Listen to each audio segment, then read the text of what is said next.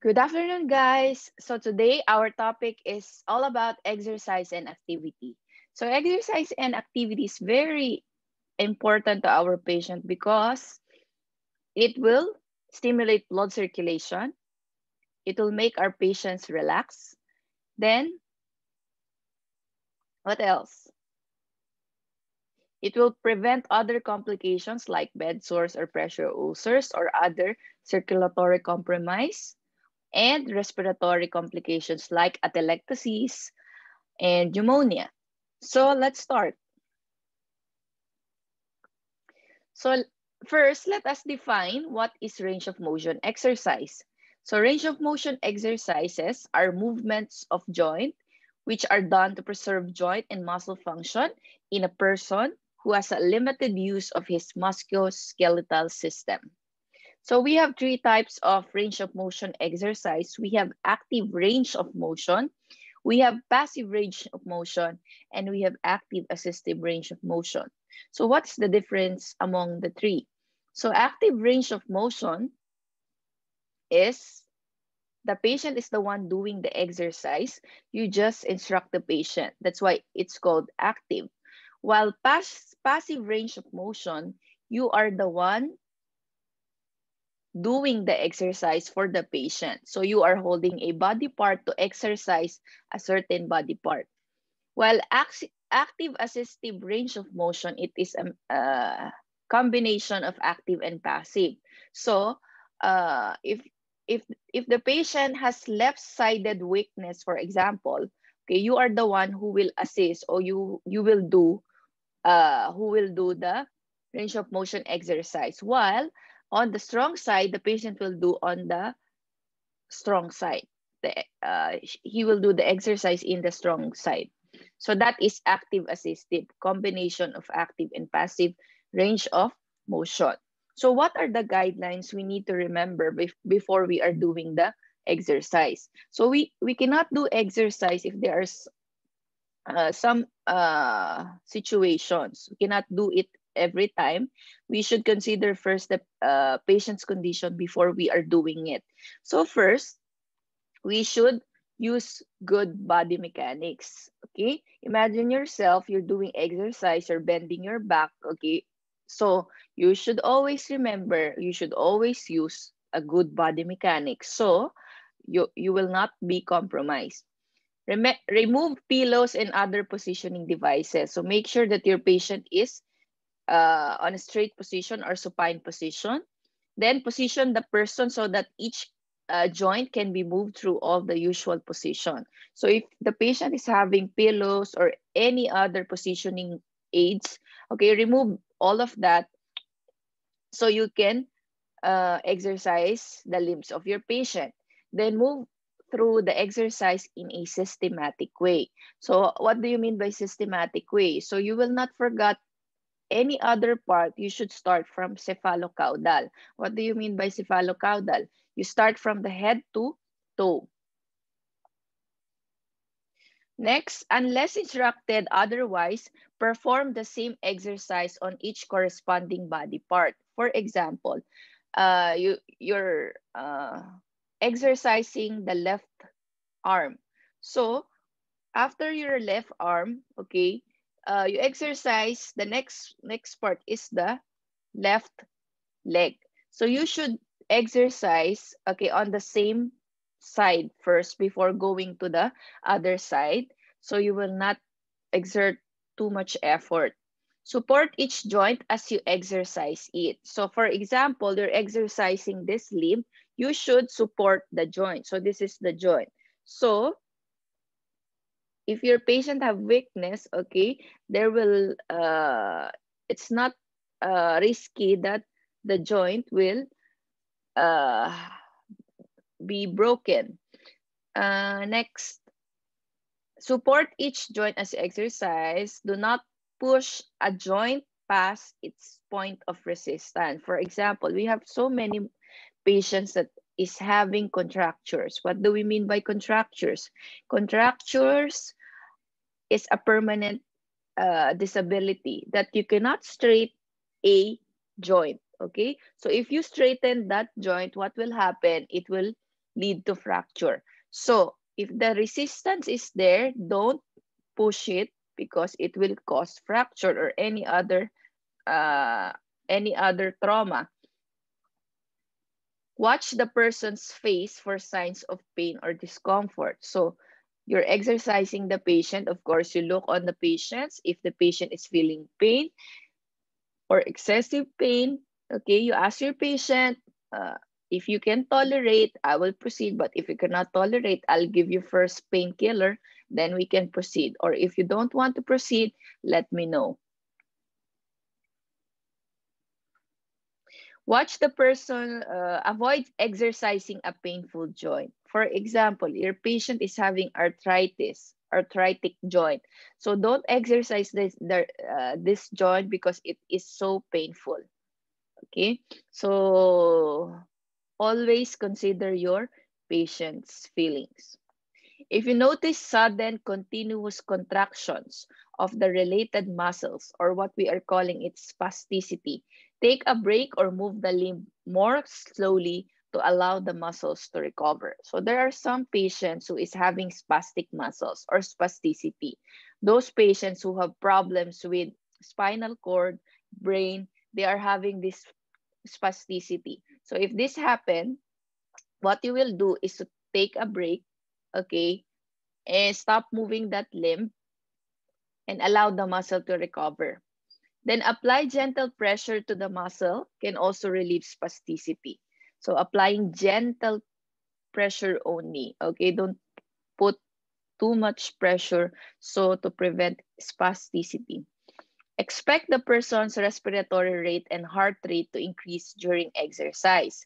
If these vital signs do not return to their normal resting rates after the activity ends, report this to the nurse immediately.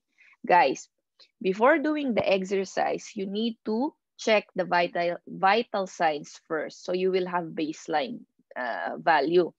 So you need to check it first. So after the exercise, you need to recheck it again after 30 minutes of exercise. So you will know maybe the patient will have heart attack after the exercise because that is the first time the patient is having that exercise. So it will cause another problem. So you should always have the baseline data. So after the exercise, you can have another vital sign so you can compare it.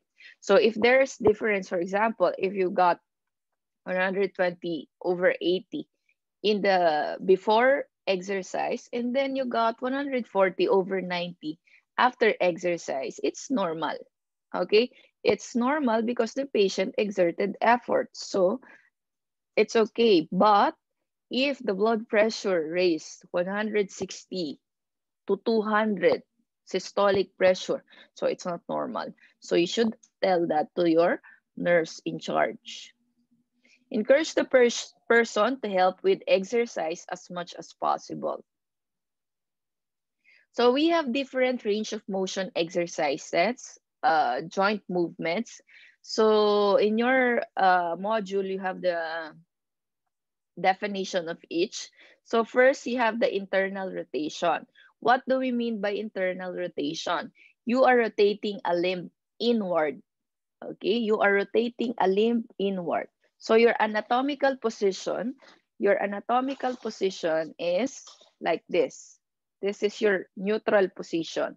So if you're doing internal rotation, you are rotating the joint inward. You are rotating the joint inward. Then, what is external rotation? You are rotating the joint outward. What is abduction and what is adduction? Abduction is moving the joint, the limb away from the midline. So this is abduction, moving the joint away from the midline. While adduction is moving the limb towards the midline. Abduction, adduction, abduction, adduction. Next, what is flexion and what is extension and hyperextension? You have the flexion, extension, and hyperextension. So if we are talking about extension, so for example, this is the limb you're exercising. Extension is bending a joint. So this is your joint. If you're bending it, this is flexion. Okay, if you're bending it, this is flexion. So if you're extending it, or what is extension, you're straightening a joint. So this is extension. What do you mean by hyperextension? Excessive straightening of the joint. So this is hyperextension. So we use flexion to the hip joint. So if you're doing flexion, you're bending the joint. If you're doing extension, you're straightening the joint. And if you're doing hyperextension, you are straightening the joint. So that is flexion, hyperextension, and extension. Next, what do we mean by pronation and supination? Pronation or supination is moving the joint, pronation is moving the joint downward. So this is your neutral position.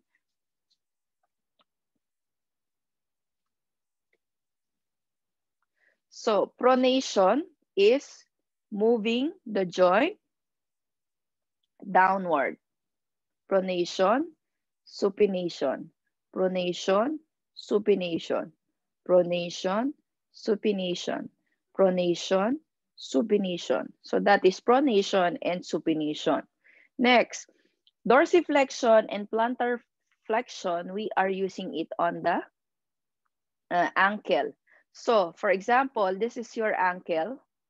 This is your ankle. Dorsiflexion is moving your ankle up. Okay, so this is dorsiflexion, plantar flexion. Dorsiflexion, plantar flexion. Dorsiflexion, plantar flexion. You know, if your patient is having a nerve injury on the ankle part, okay, what will happen? Your patient will have foot drop. So the patient is unable to dorsiflex the foot. So this is a reportable findings to your nursing in charge. So if your patient unable to dorsiflex the ankle, it means that there is problem with the nerves. There is nerve injury. So these are the joint movements that we can use in our patients during range of motion exercises. Okay, so next, bed rest. Bed rest, it is having an order by the doctor to treat a health problem. What are those situation or condition which requires bed rest? So if your patient is having stroke, okay, what else? Myocardial infarction or heart attack. These are the usual conditions that requires stroke, requires bed rest. So bed rest, this is very important for this patient because if they exert effort, if they have bathroom privileges, if they walk, if they run, if they jump, what will happen to them? They will have recurrent condition like myocardial infarction and stroke. So what are the complications of bed rest? So same complications in immobility. If you remembered our topic in immobility, what are the complications of immobility? Same complications in bed rest. So we have supporting devices. We are using supporting devices for range of motion exercises. So you have the bed boards, the foot boards, the trochanter rolls, the hip abduction wedges, the hand rolls or the hand grips, the splint, the bed cradles. So these are the pictures of those. So we have the bed boards on the left upper. Then you have the footboard. So you know what is footboard? This is the one. You have the footboard. Next, you have the trochanter rolls. So trochanter rolls, this is the one. Your trochanter is here. It's in the hip area. So this is the trochanter roll. Hip abduction wedges, this is the one. So if your patient is having hip injury, okay, what they are doing, they are abducting the, what do you mean by abducting? Moving the limb away from the midline. Moving the limb away from the midline. It's a type of exercise. So this is abduction. So it will make sure that the surgery, okay, will it will maintain the alignment of the hip. That's why they are doing the they are putting abduction pillow or wedges. So this is the one.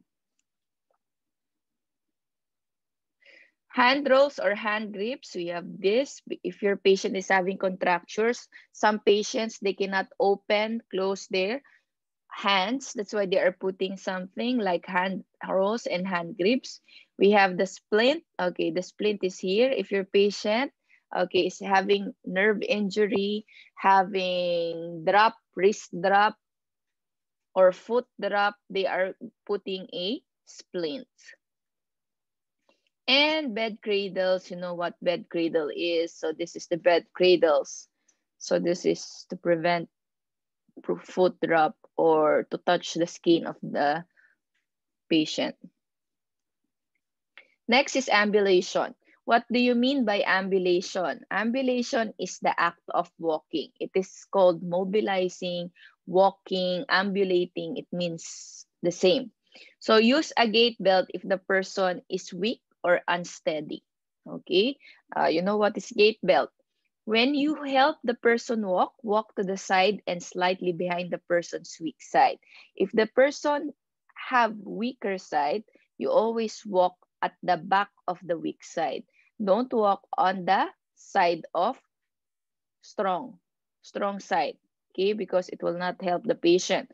You will assist the patient on the weak side.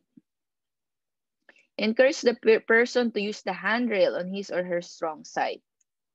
Okay, so guys, we have different walking aids. We have a cane, we have a walker, we have crutches. Okay, so I showed you in the video the different techniques on how to use all of these walking aids. So first, let us define what is cane. Cane, it is held on a strong side of the body. Okay, cane, it is always held on the strong side of the body. Tip is about 6 to 10 inches to the side of the foot. Okay, 6 to 10 inches to the side of the foot. It is about 6 to 10 inches also in front of the foot on the strong side. So the grip level with the hip. Okay, so how you will use the cane, you will understand it fully if you watch the video I sent in our WhatsApp group. So it will show also in the video how to use the cane in moving up to the stairs and moving down to the stairs. So moving up, you should use good side. You should use your good leg. And then bad side, you should use bad plus cane. Okay, up, use your good side, then cane plus bad side. Guys, you should always remember this in using cane and scratches. Okay, if you're going up, it's like going up to heaven, and if you're going down, it's like you're going down to hell. So always remember that to go up into, it's here.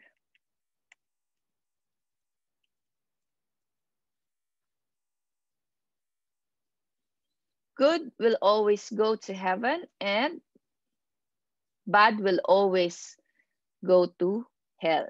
So it means if you're going up, or you're going to heaven, you're always using the good leg. If you're going down, you will always use the bad leg. So this is the way you can remember. Next is walker. Walker gives more support than cane. Why? Because it's more stable, it's bigger, it has 4 wheels, or it has four feet. Then the person pushes the walker about 6 to 8 inches from his or her feet. So how you will use the walker? You should uh, use the walker first, plus your bad leg, and then use your good leg. Next, braces. Braces, it support the weak body parts, prevent or correct deformities, or prevent joint movement. So it is applied over the ankle, the knee, or the back. If your patient is having surgery, have had surgery in the ankle, okay, the knee. The doctor will tell your patient to buy a hinge brace. Okay, hinge brace will support the operative site, so it will maintain the alignment of the bones. Next is crutches. So crutches, it should be about 1 to 2 inches below your armpit. So it should be 1 to 2 inches below your armpits. The hand grips of the crutches should be even with the top of your hip line. Okay, guys, don't put pressure on the axillary region for crutches. You should put pressure on your grip on the wrist. Why? Because if you put pressure on the axillary region, there are nerves that will be affected, the brachial plexus nerves. So what will happen? You will have nerve paralysis. So you should always put the weight on the wrist. So we have different types of crutch walking gaits. We have the 2-point gait, the 3-point gait, the 4-point gait, the swing through, and tripod gait. So all of this will be discussed on the video shown to you.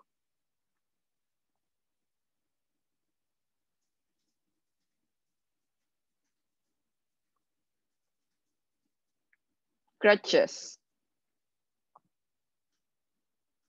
So as I always tell you, good will always go to heaven and bad will always go to hell. So same in crutches. Going up, you should always first use the good leg, then the bad leg and the crutches. While going down, you should use the bad leg, then the crutches, and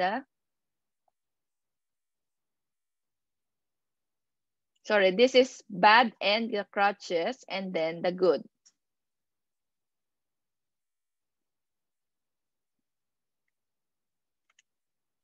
So that is our discussion for activity and exercise. So any questions that you want to raise, just ask in our WhatsApp group. Thank you for listening. Goodbye.